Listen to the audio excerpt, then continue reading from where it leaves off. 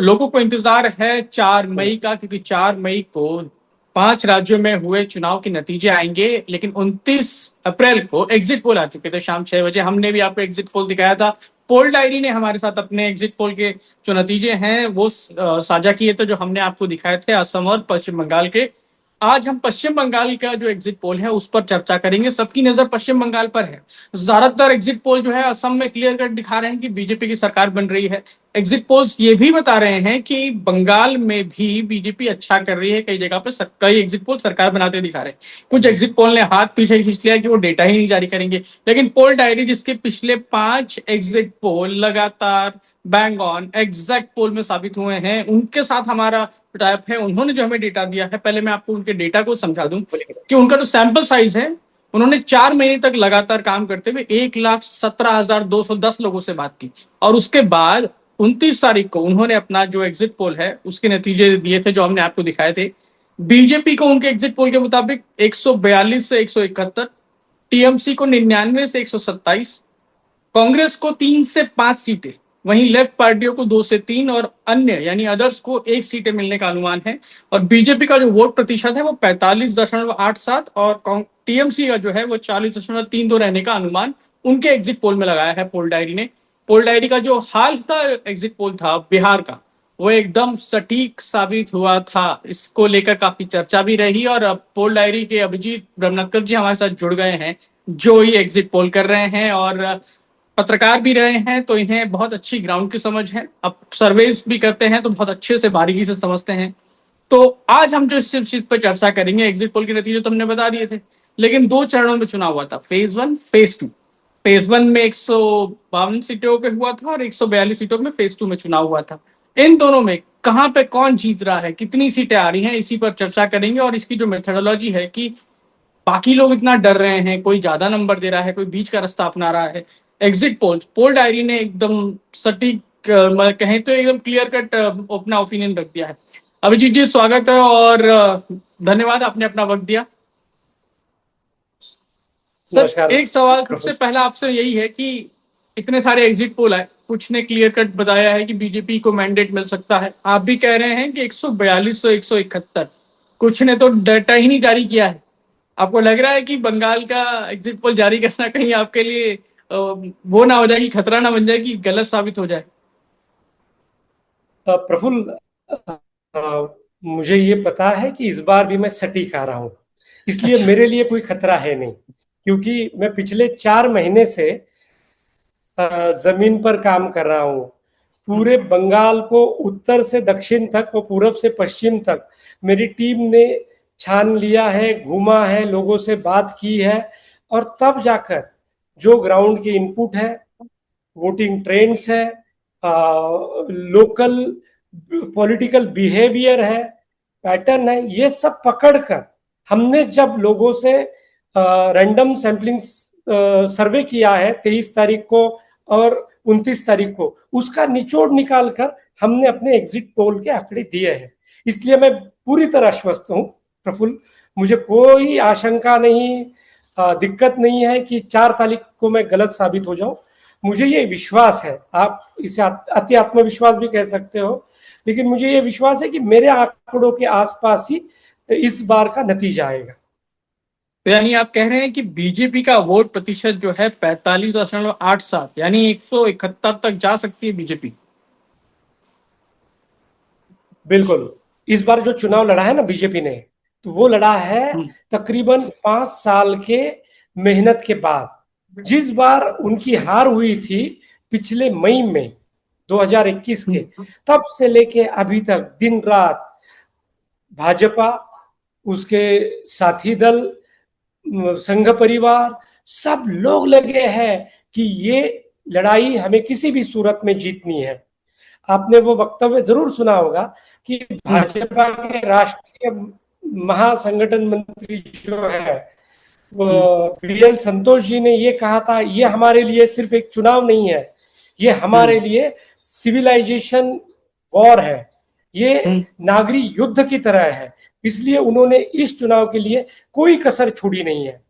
उन्होंने गणित, समीकरण, केमिस्ट्री, फिजिक्स, बायोलॉजी, जितने भी फॉर्मूले हैं सब लगाकर ये चुनाव लड़ा है। इस वजह से भाजपा ने पूरी ताकत झोंकी थी और उस ताकत के बुते चुनाव लड़ा है। और दूसरी ओर ममता बनर्जी इस चुनाव को जब जा रही थी लड़ने के लिए, तब उनके सामने एंटी इनकम्बेंसी चरम पर है, उनकी लोकप्रियता घटने लगी थी और उसमें जो 2-3 वाकये हुए उस वजह से ममता बनर्जी को नुकसान झेलना पड़ा, ऐसा मेरा मानना है। लेकिन आपको नहीं लगता कि जिस तरह से एग्जिट पोल जब से आए हैं एक ही चीज की चर्चा हो रही है, नतीजे तो एग्जिट पोल के सबने दिखा दिए, सब उस पर चर्चा हो गई, चर्चा इस बात पे हो रही है कि 2021 में भी एग्जिट पोल हुआ था और जो एग्जिट पोल हुए थे उसके उलट वहां पर 200 के पार निकल गई टीएमसी और 77 पे अटक गई बीजेपी। इसको लेकर चर्चा है, तो कभी आपको लगता है कि ये आंकड़े जो आपने दे रहे हैं कहीं इसको लेकर अब आपके मन में, आप कह रहे हैं कि 4 महीने का है लेकिन कहीं घबराहट सी रहती है कि नहीं ऐसा भी आ जाए या इसके पास आ जाए? प्रफुल्ल, 2021 में मैंने भी एग्जिट पोल किया था, मैं भी हम्म। गलत साबित हुआ था। और हम्म। तब जो चूक हुई है वो चूक हम्म। ये थी कि कोविड के बाद का चुनाव था। हम जब लोगों से बात करते थे, हमें जो लोग मिलते थे उन पर हमने भरोसा कर कर वो नतीजा या वो एग्जिट पोल के आंकड़े निकाले थे। लेकिन इस बार हमने अपनी मेथोडोलॉजी बदली है, कार्यशैली बदली है और ये सब कर कर हमने सैंपल साइज भी बढ़ाई है। तो जो गलतियां अतीत में हुई उसका सुधार भी किया है। और इस बार सबसे अहम चीज हमने ये की है कि पूरे 294 चुनाव क्षेत्र पर तो हम पहुंच नहीं सके, लेकिन हम्म। हमने तकरीबन 200 चुनाव क्षेत्र पर कभी ना कभी जाकर डाटा पाया है, लोगों से बात की है। तो इसलिए इस बार हमारे पास अच्छा कंटेंट, इनपुट और पैटर्न है। और रही बात दूसरे लोगों की, कुछ लोगों ने नहीं किया तो उनका विचार, मतांतर, सोच अलग हो सकती है। हमने जिस तरीके से काम किया है उस पर हम कायम हैं और 4 तारीख को भी कायम रहेंगे। नतीजे जो कुछ भी आए, ये हमने जिन लोगों से बात की, हमारा अध्ययन और उन सब का निष्कर्ष हमने जो निकाला है वो हमने लोगों के सामने रखा है। अब आपसे सवाल ये है क्योंकि आपने कहा कि हमने 200 सीटों पे गए, 1,17,210 लोगों से बात की, जिसमें ज्यादातर ऐसा नहीं है कि सिर्फ मेल है फीमेल है, ज्यादातर फीमेल है, इनफैक्ट 62,000 महिलाओं से आपने बात की। तो आप जब बात कर रहे हैं तो टीएमसी उतना नहीं कम सीटें पा रही है जितना मतलब एक एंटी इनकम्बेंसी 15 साल की है उस तरह से नहीं है। दो उसको भी आपने दिया है 99 से 127। बिल्कुल सही है, उसकी वजह बता देता हूं। हम्म। ममता बनर्जी एक मजबूत चेहरा है, 15 साल से सत्ता में रही है और टीएमसी का संगठन हर गांव गांव, तहसील, जिला, हर जगह है। और आपको बता देता हूं, वहां एक पाड़ा क्लब नामक एक कल्चर है। पाड़ा हम्म। क्लब का मतलब होता है किसी कॉलोनी में, मोहल्ले में लोग इकट्ठा होते हैं और एक छोटी सी एक खोली होती है, एक रूम होती है, वहां लोग बैठ के कैरम खेलते हैं, ताश खेलते हैं, चेस खेलते हैं, बातें करते हैं। ये पाड़ा क्लब उस मोहल्ले का बैठने का ठिकाना होता है। वहां महिलाएं भी आती है, पुरुष भी आती है। उन जब पुरुष आते हैं तब वो 3-4 घंटा बैठे रहते हैं, जब महिलाएं आती है तो 2-2.5 घंटा होती है। और ये वो मेल मिलन की जगह है। वो पाड़ा क्लब एक मजबूत टीएमसी का सांगठनिक स्ट्रक्चर है। उसको लेके टीएमसी ने अपना चुनाव क्षेत्र का जो ढांचा है वो मजबूत बनाया है। यही आप देखोगे, मुंबई में आओगे तो मुंबई में हम्म। शिवसेना की शाखाएं होती है। शिवसेना यह शाखाओं पर लोगों की समस्याएं हल करता है। इसी तर्ज पर वो पाड़ा क्लब है। और सबसे अहम बात जो है वो ये है कि टीएमसी अभी भी अपनी ताकत जमीन पर बनाए रखी है। एंटी इनकम्बेंसी कहाँ है? एंटी इनकम्बेंसी टीएमसी की जो है वो शहरों में है, युवाओं में है, जो शिक्षित महिलाएं वहां है। ये सब पैटर्न आपको बड़े पैमाने पे दिखेगा। और दूसरी एंटी इनकम्बेंसी है उत्तर बंगाल में, जहां जंगल महल का इलाका आता है, दार्जिलिंग आता है, सिलीगुड़ी आती है, जलपाईगुड़ी आती है। ये जो सब इलाका है ना, वो उत्तरी इलाका जो भाजपा का गढ़ बना है पिछले 2-3 चुनाव से। आप आते हैं दक्षिण में, पिछली बार दक्षिण में भाजपा को करारी हार देखनी पड़ी थी। वहां टीएमसी मजबूत थी। इस बार भाजपा ने अपने पैर पसारे हैं। भाजपा बहुत जगह अच्छा करेगी और इसकी वजह है भाजपा ने संगठन खड़ा करने के लिए 5 साल मेहनत की है। ये दो कारणों की वजह से टीएमसी अभी भी मुझे 95 से 115 तक लगती है। हम्म। और मैंने जो आंकड़े दिए हैं वो 99 से लेके 127 तक दिया है। हम्म। लेकिन उसका मजबूत आंकड़ा मैंने बता दिया, मैंने रेंज बढ़ा दी है। तो मैं ये समझना चाह रहा इसलिए हूँ कि आपका अभी टीएमसी जमीन पर मजबूत है। मैं ये मैं मैं आंकड़ों बस से भी इसमें आपसे एक सवाल ये पूछना चाह रहा हूँ कि क्या आपको लगता है कि बीजेपी के आंकड़े यही 171 आपके लिए अपर लिमिट है, यही क्या तक आएगी? आप मानते हैं कि अब क्योंकि थोड़ा एक वक्त निकल गया है और एसेस कर लिया होगा आपने अपने डेटा को, तो ये और बढ़ सकता है?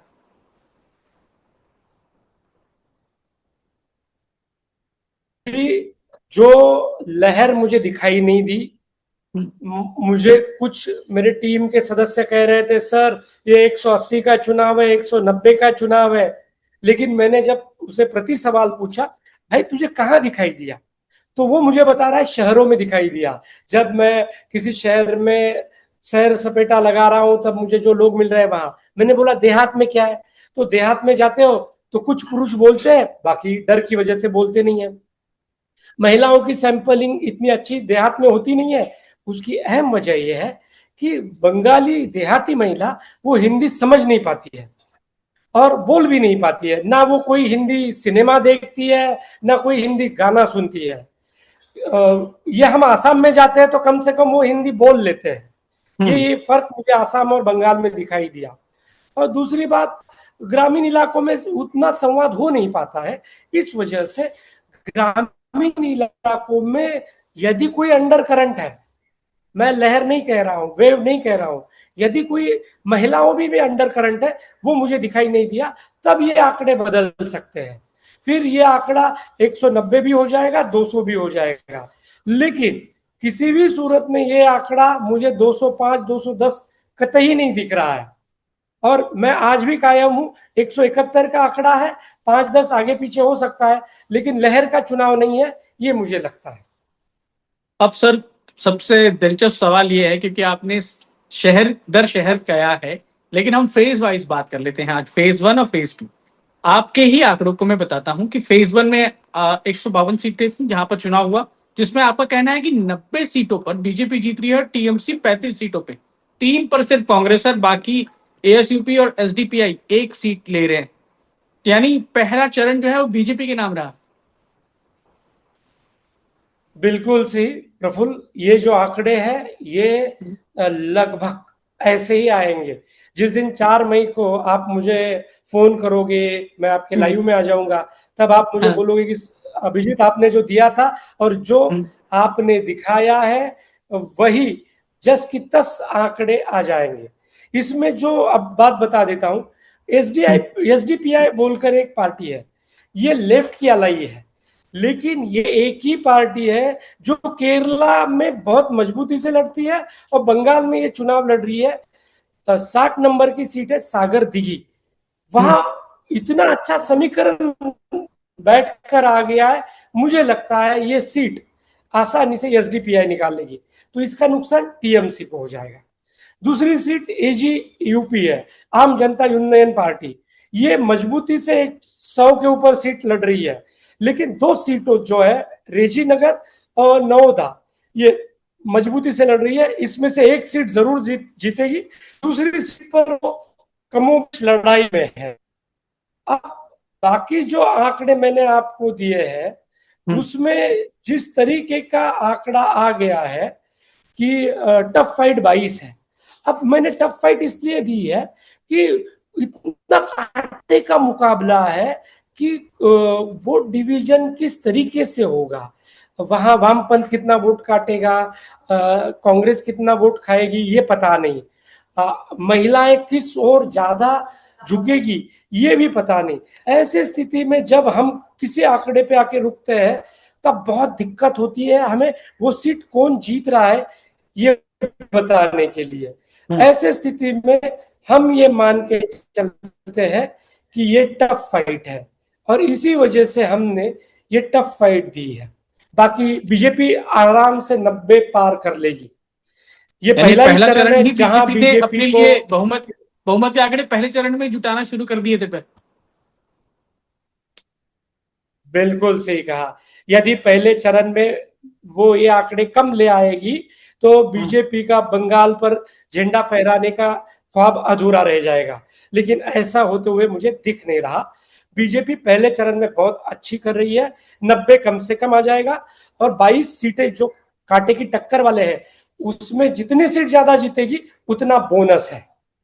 और टीएमसी इस चरण में जो लड़ रही है वो 30-35 सीटों पर मजबूत है, लेकिन वो और टॉप टफ में फाइट किया में भी है। जितना अच्छा करेगी उसके ऊपर ये तराजू जिस तरफ जाएगा उस तरफ थोड़े आंकड़े बढ़ जाएंगे आगे। अब फेज टू की बात करें तो 142 सीटें थी।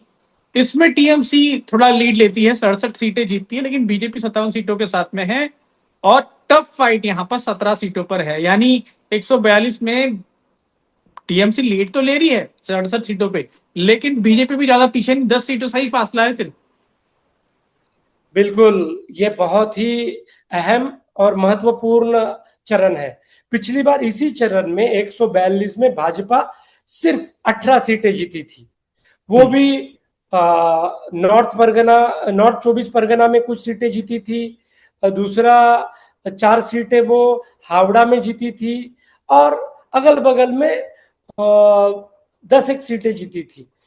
तो इस बार जो 8 जिले हैं और जिसे प्रेसिडेंसी इलाका कहते हैं, कोलकाता प्रेसिडेंसी, उस इलाके में भाजपा बहुत अच्छे करने जा रही है। ये सब शहरी इलाका है, कुछ इलाका सेमी अर्बन है, और यहाँ महिलाओं में बहुत अंडर करंट है। यहाँ जो भी महिला हिंदू महिला बाहर निकली है, वो दलित है या ओबीसी है या छोटे तबके की है, वो महिला इस बार सुरक्षा के मुद्दे पे मतदान कर रही है। इसी वजह से भाजपा का आंकड़ा बढ़ रहा है। और दूसरी अहम बात हुई है, यहाँ मतों का ध्रुवीकरण हो गया है। ये जो ध्रुवीकरण है, ये मैं इसे कहता हूं, बंगाल ये कास्टलेस और रिलीजियस लेस सोसाइटी है। वहां धर्म और जाति को बहुत तुच्छ लिखा जाता है, लोग बात भी नहीं करते हैं। वही उसका जो सटा हुआ जिला है बिहार में, जाति और धर्म के बिना कुछ नहीं होता है। बंगाल में जाति पूछी नहीं जाती है, लेकिन इस बार धर्म देखा गया है। धर्म लोगों ने सोचा है कि अपना धर्म देखने की जरूरत आई है, और उसमें ममता की कोई गलती नहीं है। कुछ एक्सटर्नल फैक्टर बने हैं जिसकी वजह से लोग अपना धर्म देख रहे हैं।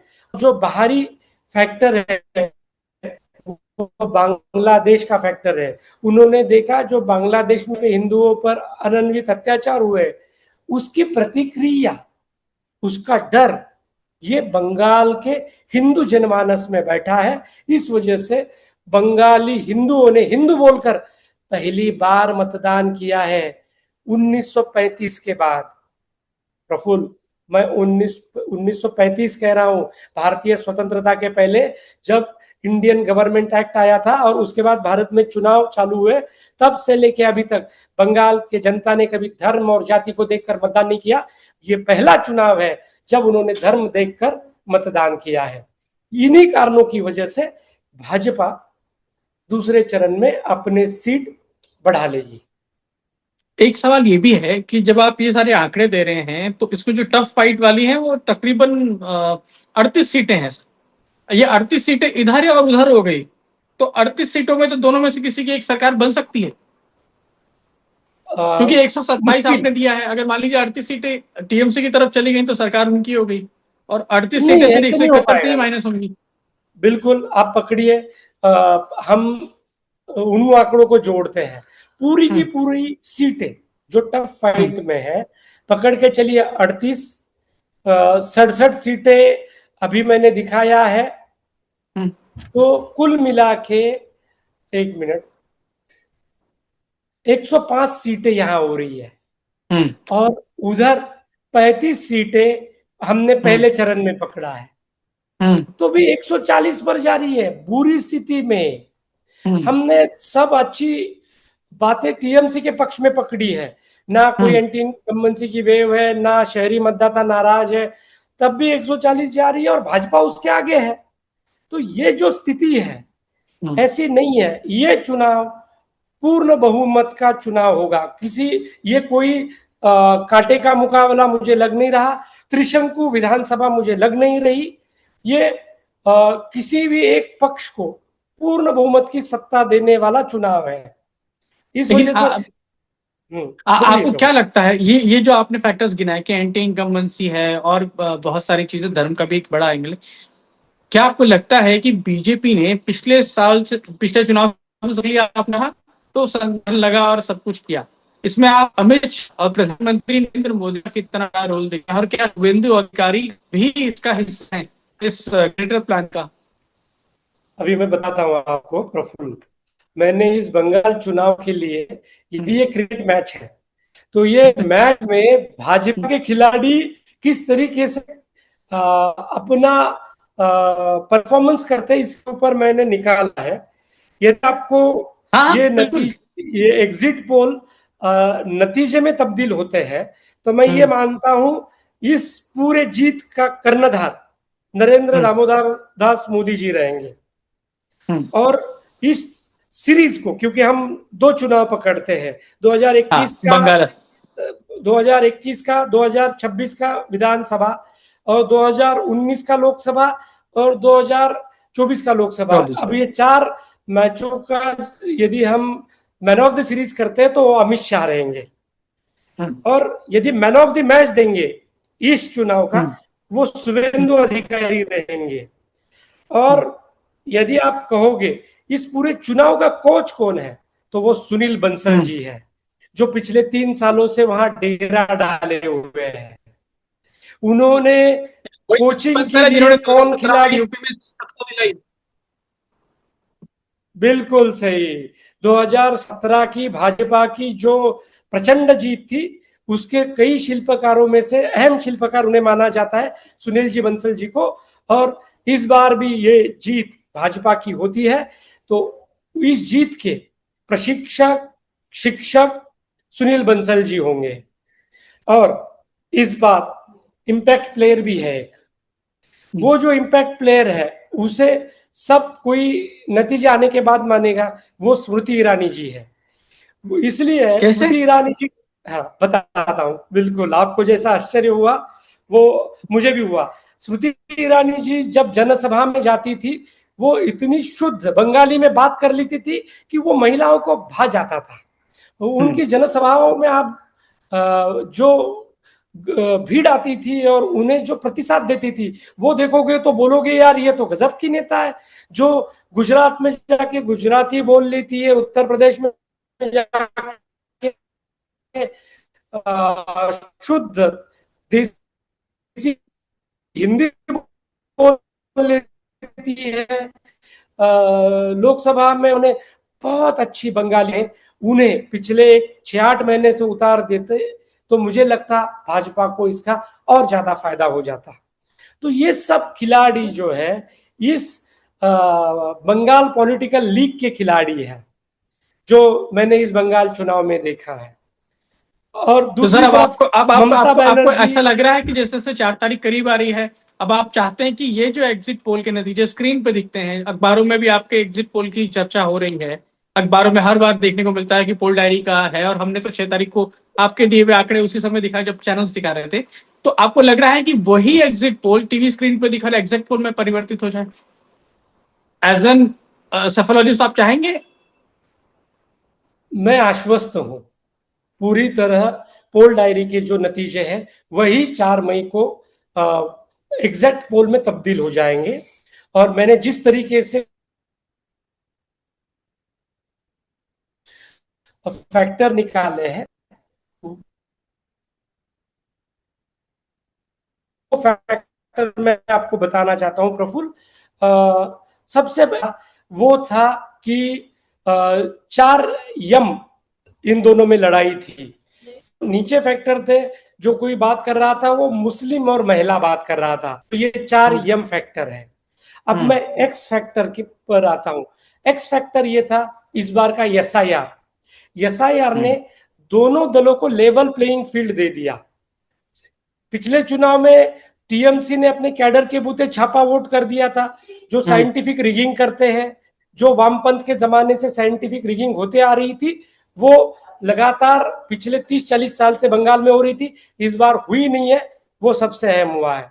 दूसरा, एसआईआर का फियर फैक्टर भी हुआ है।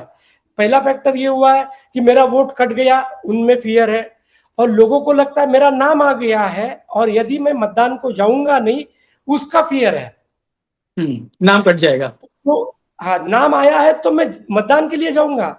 मेरे बंदे जब महाराष्ट्र से काम करने के लिए जा रहे थे ट्रेन में, तो बताता हूँ प्रफुल्ल, पूरी ट्रेन सिर्फ बंगाली मजदूरों से भरी थी, उसमें हिंदू थे, मुस्लिम थे, तो इसका तो फर्क पड़ेगा ही।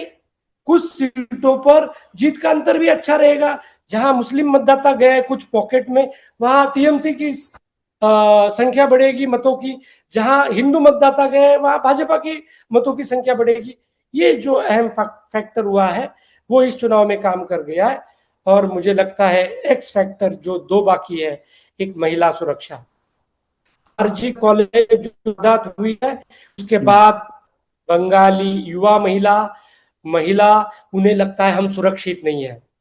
बंगाली परिवार ये महिला डोमिनेंट सोसाइटी है, महिला को ज्यादा महत्व है। महिला कहती है वो घर में होता है, महिला की बात मानी जाती है, और उस महिला को लगा कि यार मैं इस राज्य में सुरक्षित नहीं है, और तब जब इस राज्य की महिला मुख्यमंत्री है, ये जात ज्यादा अखर रही थी और वो असंतोष में, नाराजगी में तब्दील हो गई।